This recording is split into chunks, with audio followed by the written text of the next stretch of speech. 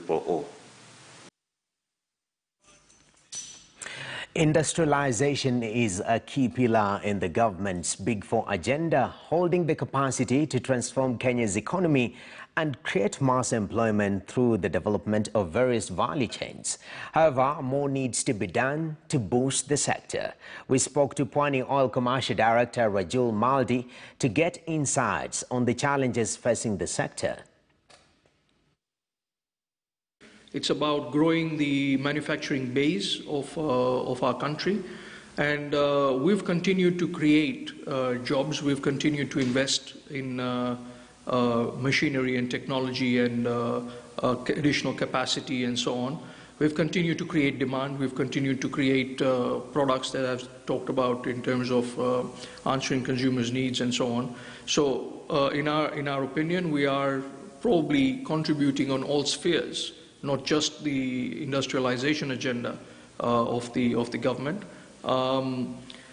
The challenges we face are fundamentally driven around the cost of manufacturing, things like cost of power in Kenya, things like importation, raw material importation, clearing procedures with KRA and Kenya Bureau of Standards and the bureaucracy involved in getting those things out.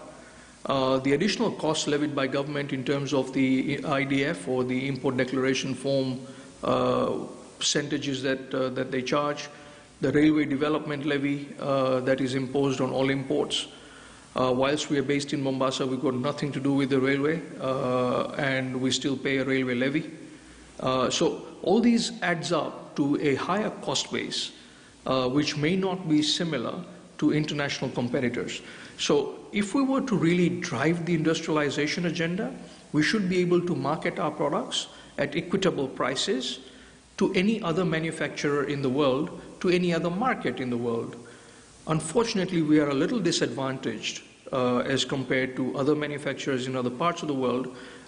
In particular, for example, take Egypt as a case, or South Africa as another case.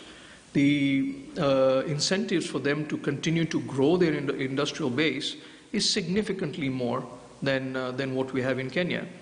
So they are players and they are exporters into Kenya. Why aren't we exporters of industrial, local manufactured products into those markets?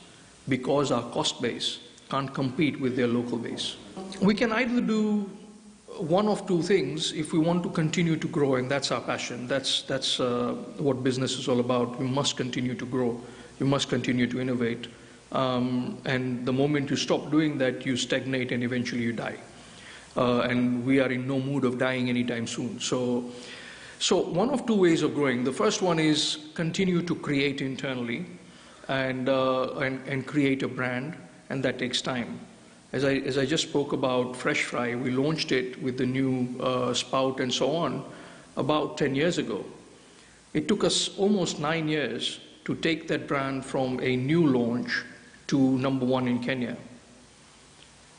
So you either take that journey, and it's a long-term journey, and you've got to keep investing in the brand and keep investing in its sales and distribution and so on, or you buy out what is already a known product, known brand, and then add value to it. So the lifespan is expected to be shorter to get to #1.